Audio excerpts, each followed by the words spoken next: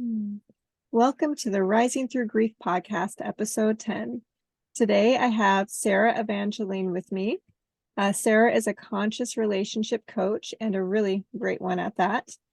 Thank you so much for being here with me, Sarah. I really feel blessed to have you with me today. Thank you so much, Nicole. Thank you for creating a platform like this where, people can come together to have conversations about difficult things and, about topics that a lot of people don't want to talk about, but we all go through, right, as humans.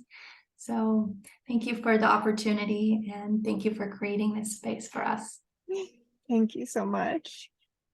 You have been through quite the journey with losses. So you've experienced the loss of your father and you've experienced miscarriages and an ectopic pregnancy, which we've discussed on this program before. So I find it interesting that it's come up again.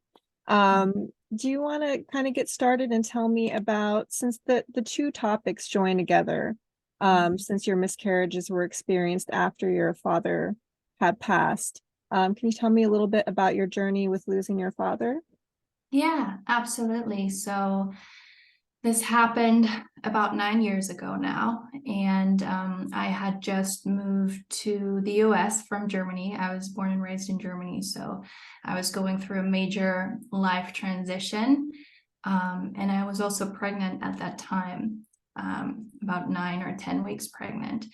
And my dad and I, we weren't the closest, like, growing up, because my parents got divorced when I was 4, and so we didn't really spend a lot of time together, but we had a very deep connection.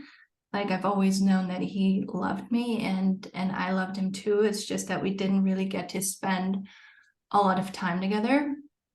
And only actually after his death, I realized how close we were actually, in terms of like the same energies, and both very empathic and sensitive and just very overwhelmed sometimes with how to navigate relationships and conversations in the world. And that's why we never really got a chance to kind of reconnect, because we both didn't really know how to do that.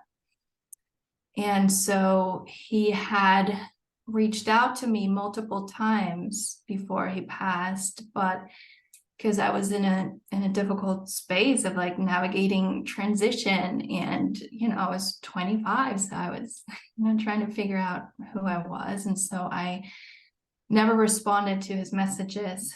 And when I got pregnant, I thought, well, okay, this is going to be the chance, so I'm going to reach out to him and tell him that he was going to be a granddad.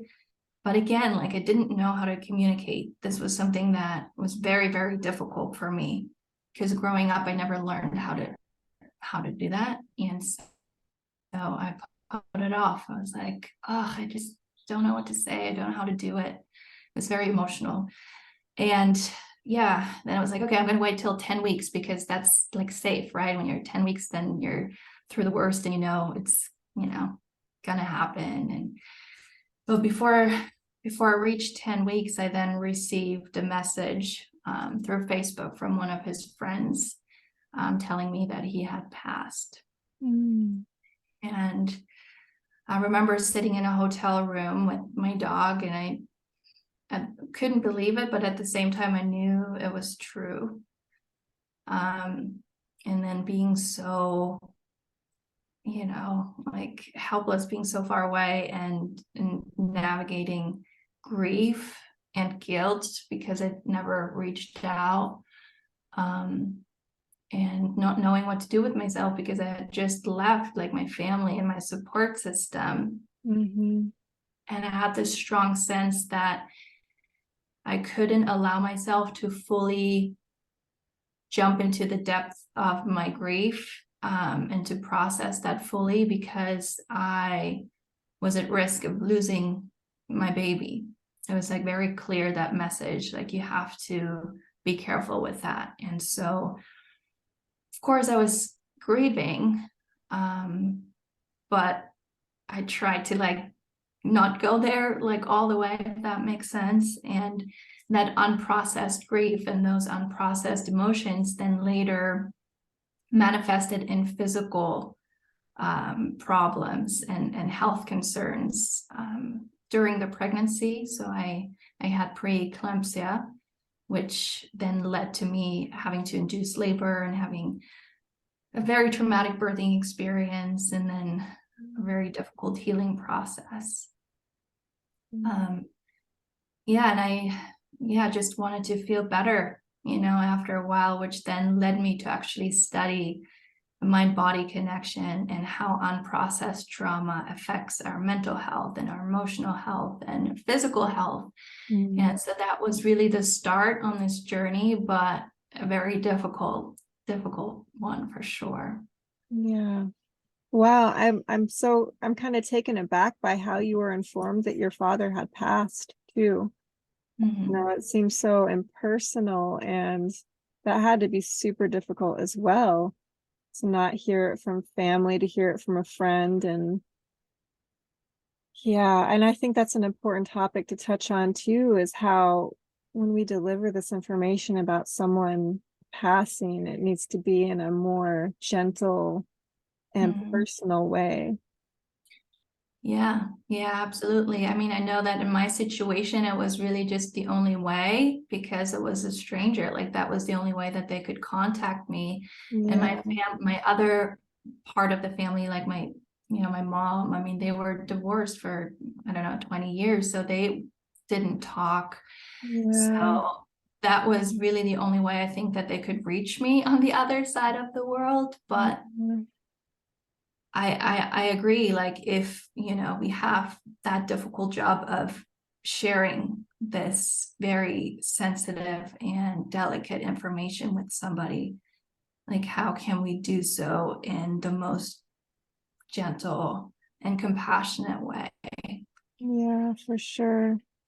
Yeah, that's quite a journey. I love that you are actually so in touch, that you were able to actually think about looking up what can cause issues energetically with pregnancies if you are holding on to trauma. What actually made you think about that? I mean, I tried all kinds of different things. I was dealing with postpartum depression, and my body just didn't feel good, and I was in pain.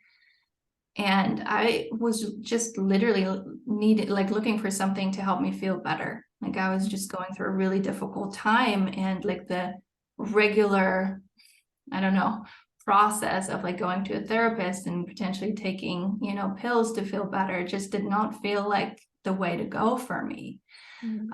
I know that for some people this can be really helpful. I just knew that that wasn't going to be my path. And so I just literally started studying, and then later over years, different healing modalities, from breath work to energy healing and Reiki and other holistic healing modalities and plant medicine, just because I wanted to get to the root.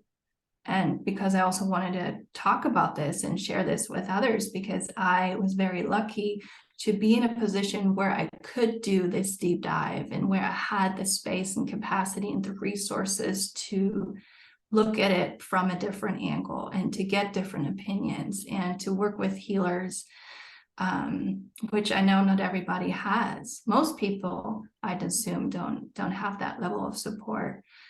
And little by little, I started to put these pieces together. So it wasn't that all of a sudden I had this epiphany and everything made sense. It was more like a piece of the puzzle that little by little I was putting together. And then years later, I started to see the connections, and then my unprocessed trauma. And even though I've done a lot of healing work, there's still things that come up that I didn't see, that I wasn't aware of before. And then zooming out, and then years later having these miscarriages and pregnancy losses, and how that is still somehow related to an experience from 8 years prior. Yeah. Yeah, that's an amazing connection to put together. I've noticed that myself within my own life, like things kind of trickling down like that. And I've Mm. gone on a similar journey as you know, exploring all these different modalities, you know, from breath work, meditation, yoga, Reiki, you know, I've just found so much healing in that. And sometimes when I talk about it to people, I just feel like, you know, it seems to me like it's such a simple thing, a simple process, but we go through so much learning about all of this and how to heal ourselves. Because Mhm. I, like you, have never wanted to go down that route of using medicine to heal myself. I've always wanted to get to the root. So I love that you say that and that you're talking about that, because I think so many people in general society are not aware that there are these ways to actually get to the root and heal things. So Yeah, I mean, a lot of what we see is just trying to, trying to get rid of the symptoms without addressing the wound or the trauma that created that symptom along many, many other symptoms, in the first place. And we see that in mental health. We see that, just generally with the healthcare system, substance abuse, all of these things, it's like if you can't get to the root of what created that pattern, then it's like a vicious cycle. You just can't break out of it. yeah, it is. It is a vicious cycle. Can you tell me a little bit about your experience with the miscarriages? Yeah. So, I think 5 years after my daughter was born, I got pregnant again, and I experienced 3 pregnancy losses, and one of them was a missed miscarriage. So I went back to the doctor for a second ultrasound because my midwife couldn't hear the heartbeat. And that was around like 14 weeks. So that was, concerning. And so when I went in for the ultrasound, what had happened is that the embryo had died, obviously, but then my body actually absorbed the embryo. So there was no embryo anymore.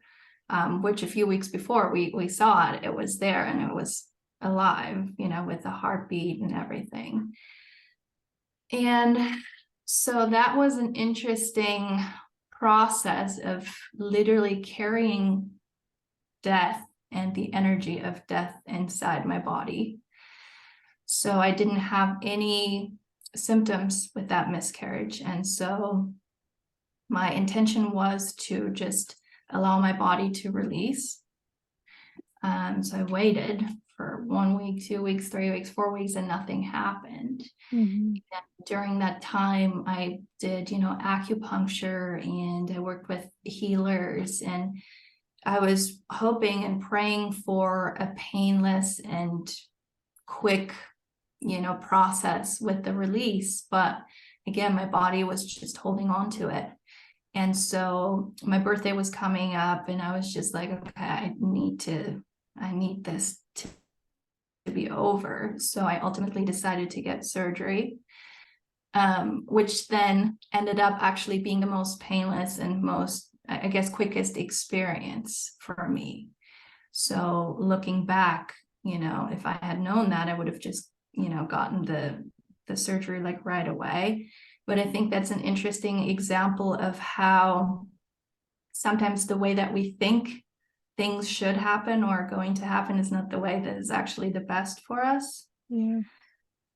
I went to my doctor a few days after the surgery, and she's like, you know what? I see so many women going through this process of releasing naturally, and it's very difficult and painful for them. And with the surgery, I think you made the right decision for yourself. Even though at first I was so scared to get the surgery, Mm.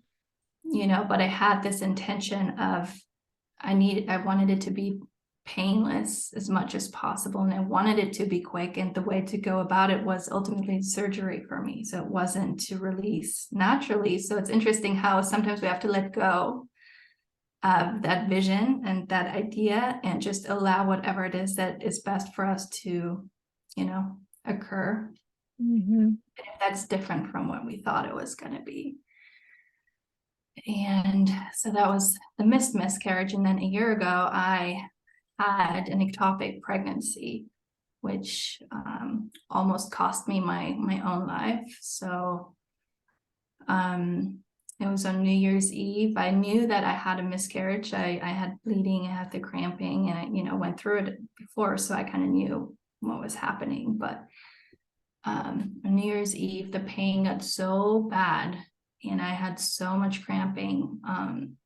I could barely even like sit up or stand up. So we went to the emergency room in England because we were visiting each other's families at that time. I was meeting my fiance's family for the first time, and then going through an experience like that.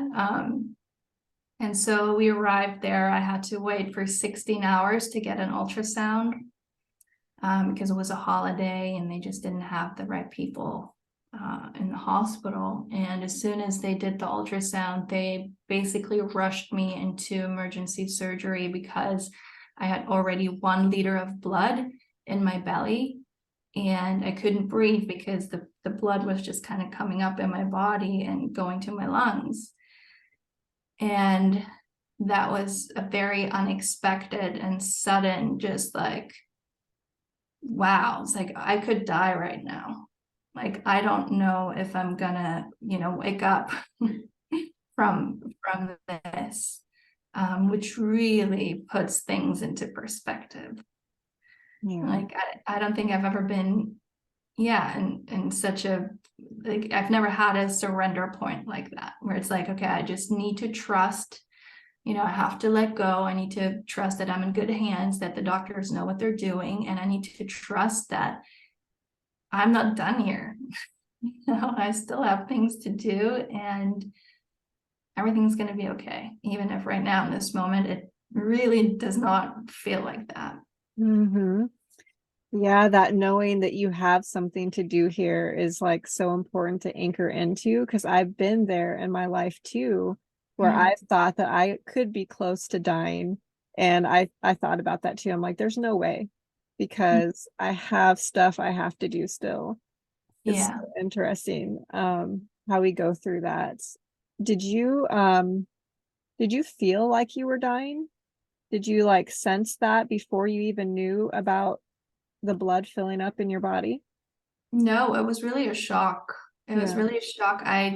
You know, I had never been in so much pain, so it was definitely something I knew was serious. But I'm young. I'm pretty strong and healthy, so I never really went there. With my thoughts, I never really had thoughts about dying and dying from something like that. I didn't even know what an ectopic pregnancy was before I had one. Mm-hmm. And so it was really a shock to my system, knowing that, okay, this could be the end. It's like, what? Like, no, like how fast this can happen and how fragile life is, and what a blessing it is to be alive. Mm-hmm.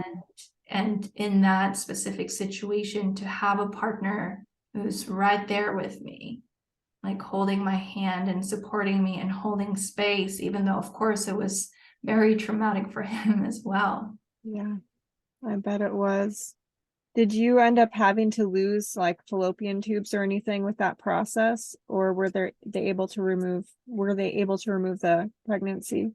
Yeah, they were actually. So I didn't lose my tubes, Mhm. which is close to a miracle, because I know that most women going through this experience, they lose at least one of them. Mm. So in a sense, and that's another interesting thing, because I had to wait for 16 hours, the egg was actually able to kind of get to the end of the tube. And so all they had to do is just kind of suck it up. Yeah. And that's another thing of just like kind of zooming out and trusting that even though it feels like, oh, I shouldn't wait for 16 hours to get, medical attention. Yes. Maybe it was a blessing in disguise, where it allowed my body to do the work so that I could actually keep all of my body parts. true. Yeah, that's a wonderful way to look at it. Mhm. And I'm sure that's completely accurate too. Did you Yeah, have to have a blood transfusion after that? I did not. No, I was lucky that I didn't need that. But again, it just put things into perspective for me. It's like, wow, what a blessing that that is even an option. Mm, That if I needed that, it would be available. And just having that gratitude for people just like going, to the hospital to donate blood, and what a selfless thing to do. mm-hmm. Yeah, Uh, that is so true. Wow. Yeah, that's quite the journey. And I had no idea, like I told you earlier, until today, that 1 in 100 pregnancies end up as ectopic pregnancies. And it's mhm, interesting to me because I haven't really heard about them. I mean, I knew about them. I mhm. didn't know about the symptoms. I didn't know about the process of what women go through, how close, like even my friend Ala, who was on my show, she was really close to the veil too, where Mhm. she was, and she thought she didn't even think it was that. She Mhm. thought that it was a supplement she took, Wow. so it wasn't even in her mind that that could have been what was happening. She just thought it was like cramps and abdominal pain. But Exactly. yours seemed to be very specific pain wise, like where you just knew something was really wrong. Yeah, I'm usually not a person that, goes to the doctor unless it's like, yeah, an emergency. And especially New Year's Eve, but I just knew. I tried to fall asleep and I was just in so much pain and discomfort that I knew that something was wrong. Didn't exactly know what it was. And again, like I didn't know what an ectopic pregnancy was, but once I found out and I started to do some research and I joined some groups on Facebook specifically for ectopic pregnancies. And that actually really supported me because it's a very specific thing to go through and to experience. And just reading about other people's experiences that were similar is just so helpful. And I think that's also why it's so important to have these conversations and to talk about these things. And that's why I said thank you for you to creating such a platform and a space for this, because at the end of the day, like, we need to support one another, especially in times like this where it just feels like the world is going absolutely nuts. Yes. And there's so much pain and so much suffering. Is like, hey, how can we connect with each other and just support each other in this very, very difficult moment in time, both collectively and, on a personal level. Yes, yes, so true. Thank you for saying that. Um, Yeah. what, where are you at with your process with experiencing those miscarriages? Like what is the work that you're doing currently around all of that? Yeah. So after the emergency surgery, it was really like my body, I was going through a really difficult time with my body. So I was really focused on physical healing. And for 6 months, I really did not feel like myself, which, like, if you look at it from like a medical perspective, maybe it wasn't even the like craziest procedure. But for my body and for my system, it was very, very traumatic. And it took a long time to integrate that healing and kind of, yeah, come back to myself and find myself within all of that. I also went on hormonal birth control after this experience, and in hindsight, I wouldn't have done that. So Yeah. that also messed with, my hormones and my mood and just how I felt about myself and the world. Um, so that was a long process, and only I think 6 or 7 months after, I was able to actually, go and work out again and like do things that felt really good and nourishing for my body. And I think that's another thing to realize, is that our healing process, and it doesn't matter what type of healing it is, whether it's emotional, whether it's physical. Most of the time it's both, whether we're aware of it or not. And we have to be gentle with ourselves, and we have to just really nurture, ourselves and our spirits and our bodies. And there is no timeline for healing. Mm-hmm. And it's not linear anyways. Life is not linear, healing is not linear, and just like understanding that it just is what it is. Mm-hmm. And so physically, I'm doing so much better now. I'm feeling really good and strong and healthy. Emotionally, I'm in a really good place now. I don't know right now if I want to try again, to have another baby, which, yeah, I mean, it's an interesting place to come to, because before, obviously, I did want to have another child, and I wanted to have a child with my current partner, with my fiance. And he really wants to have children. He doesn't have any. And so, yeah, there's a little bit of grief in that as well. Even though right now I feel very good with my decision, there's still a little bit of sadness in that. But I know that right now I cannot imagine trying again. I cannot imagine being pregnant again, simply because I know that it would be a very high risk for me. And right now I'm just not willing to go there. Now, that doesn't mean that's never going to change. I don't know. I still have a few years, to change my mind. But that was a conversation that I needed to have with my partner, where I had to just be very, very honest with him and tell him, listen, I know this is something that you want, and I know that you want to be a dad, but right now, I don't know if I can do that. I don't know if I want that, and I don't know if that's going to change in the future, and I don't want to have that unspoken expectance, I guess, like the just like that feeling that, oh, she's going to change her mind, or that's just a temporary thing. Like, I don't know. Mm-hmm. And thankfully, because we're very solid in our relationship, and we can have these conversations, and we can talk about these things without making that mean anything other than what it means. Like, it's not that I don't love him. It's not that I don't want to give him another child. It's just my own personal truth. And I have to share that with him. Mm-hmm. Yeah, and once you've been through something like that and you already have a child, it's kind of nerve-wracking to think about not being here for your own child.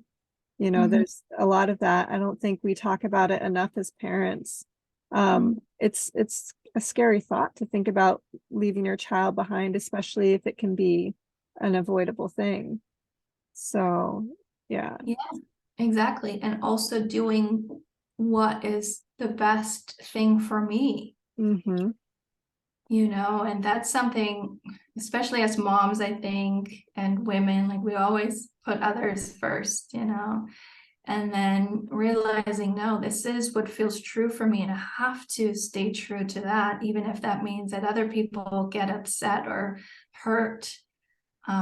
It's just, it's something that I have to honor, and something that I have to just, stay true to. Mm-hmm. Yes. Yes. So very true.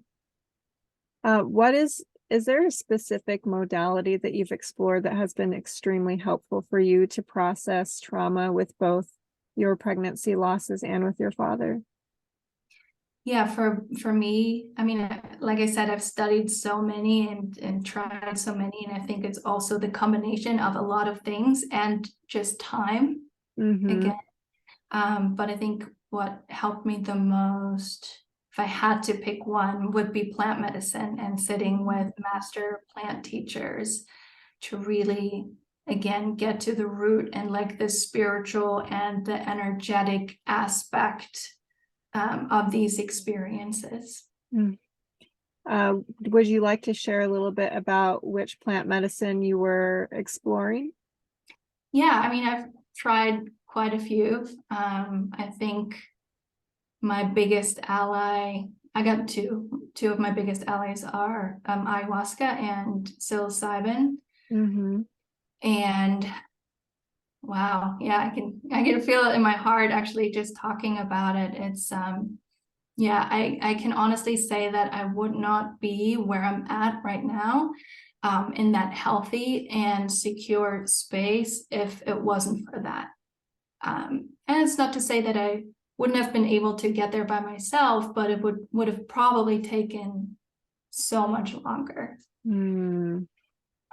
And I've had incredible teachers and mentors, and you know, it's one of these things. It's definitely not for everybody, and it's definitely not the silver bullet that just makes everything go away. Right. Um, but for me, it's something that just helped tremendously. Yeah. Mhm. And you see so many more people exploring plant medicine these days. I know when I went through my journey with plant medicine, I'm in my 40s now. It was in my younger 20s. And Mhm. I didn't get to experience it in the same way that you are maybe experiencing it. Because it was more of like back then, it was more of like a fun thing to do. But Yeah. now I'm diving into how helpful these plant medicines are for so many people, especially psilocybin. And now you're Mhm. seeing it becoming legalized for this kind of therapeutic use. And I just find it to be so, Yeah. so amazing that we are on that path now, because I feel like there's been such a closed-minded Mhm. um, idea of plant medicines in the past. Absolutely. And, you know, we could have a whole different conversation and podcast interview about this topic. Yes. But of course, you know, I mean, I just love that it's more available and accessible to people.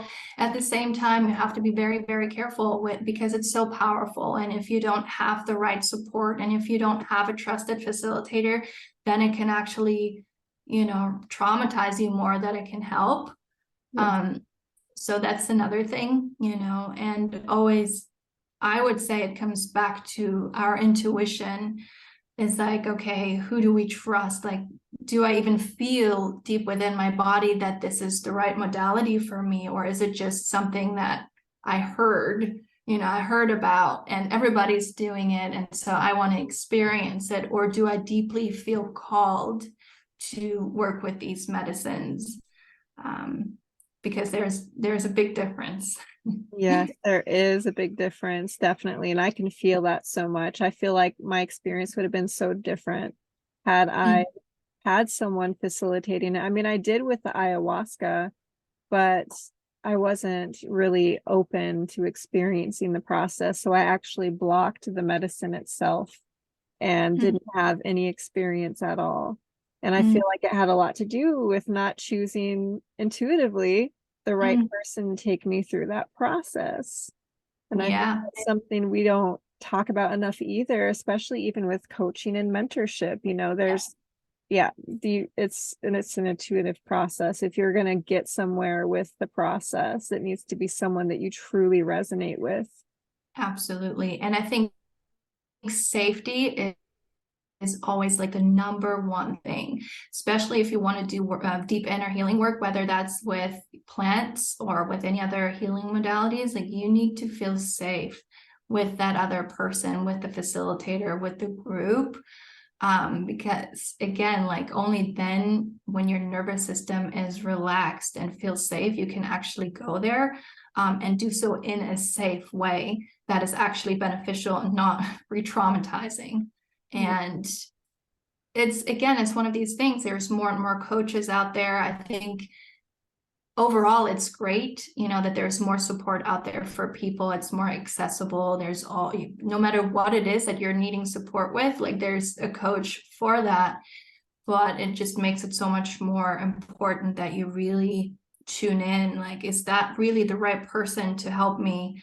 And to stand your ground with that too, because there's, you know, these sales calls and sales conversations that you have with people. And, you know, I went through these trainings, you know, and I was taught like how to do these calls and how to handle money objections and what to say to people. But I was like, you know what? That just doesn't feel right to me.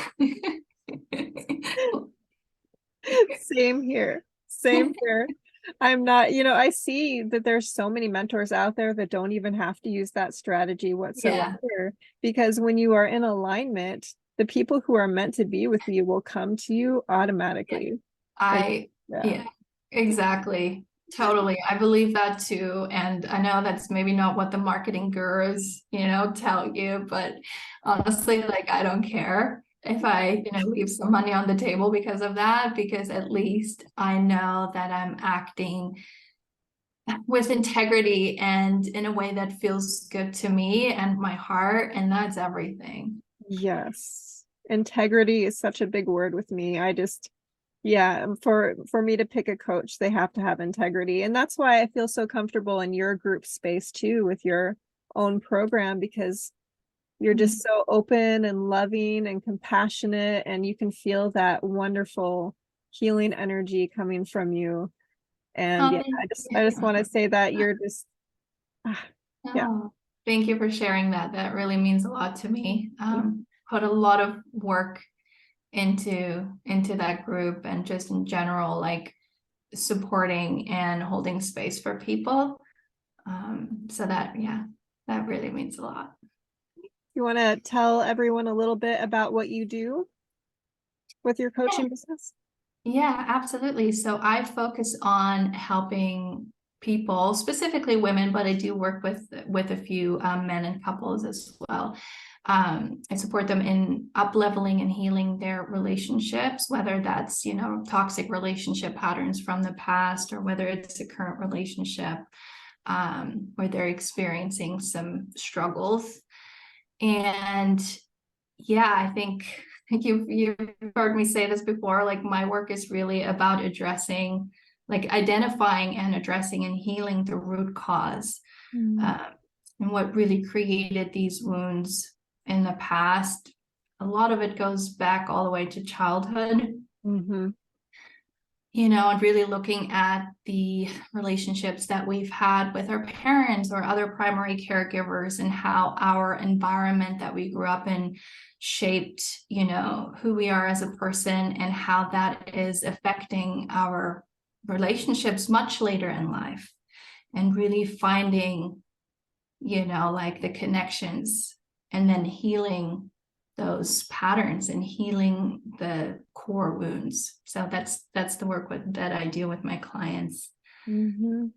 Yeah, that's so amazing. I really like when people approach, coaching, mentorship, and that kind of guiding and healing from that perspective, because it is really important to address those root issues.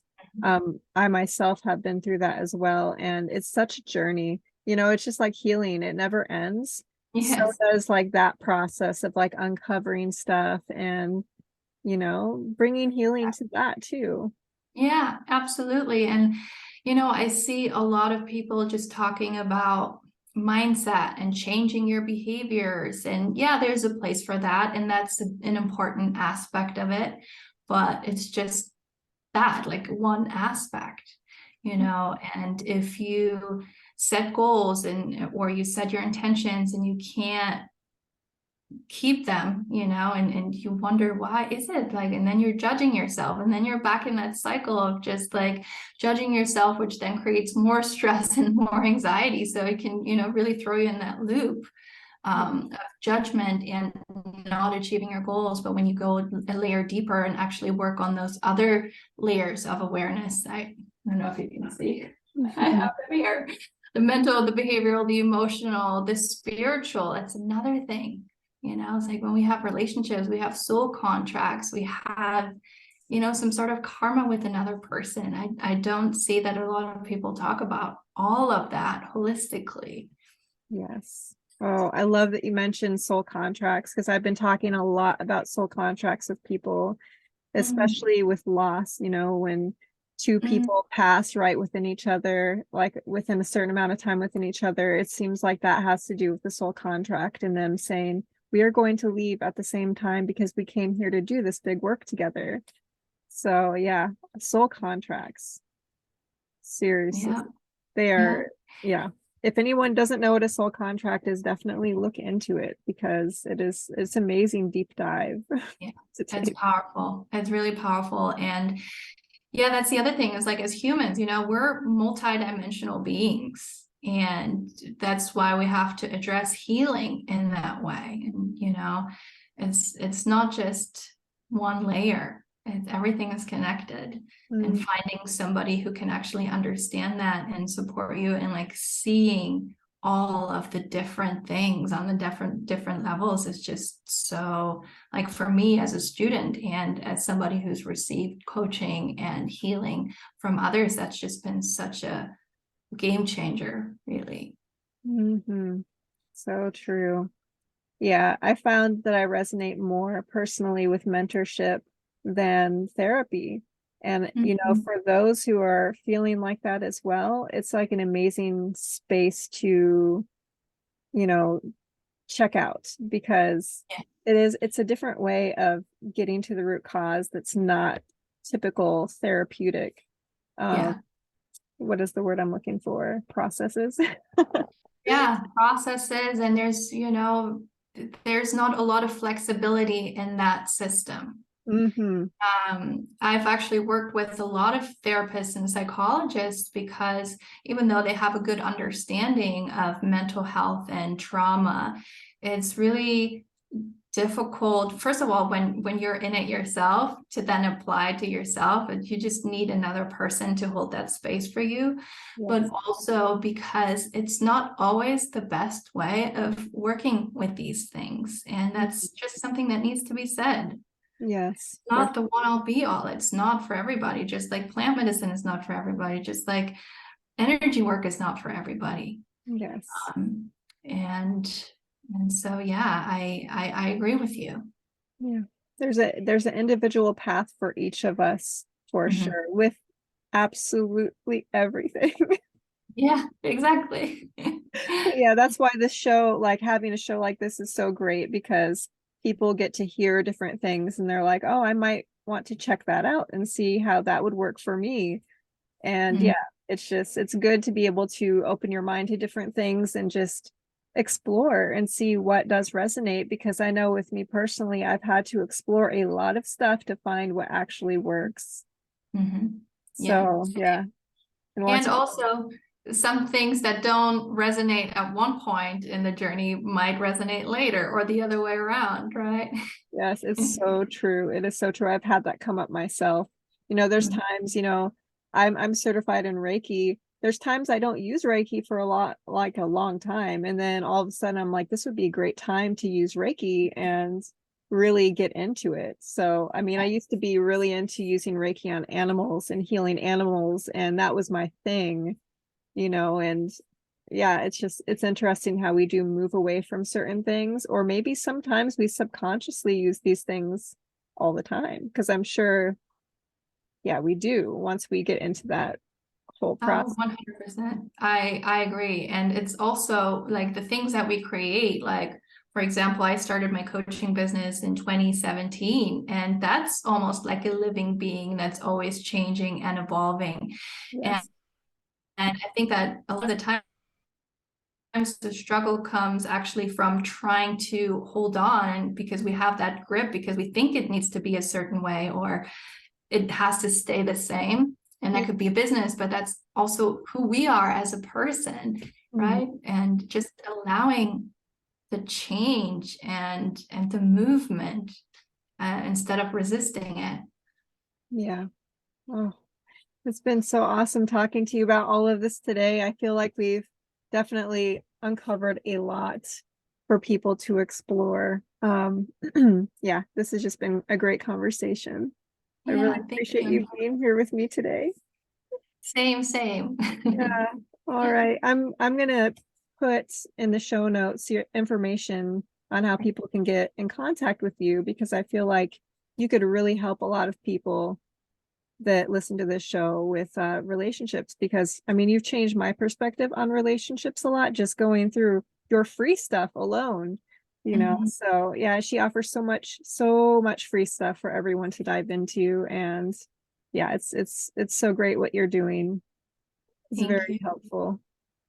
Yeah, thank you so much. And likewise. And I just love how we can all come together and support one another and send people each other's ways. You know, I think that's really the new paradigm and the new way of working in this field and supporting others. So I really, really appreciate that. Thank you for your kind words. And yeah, reach out if you need support. I'm here.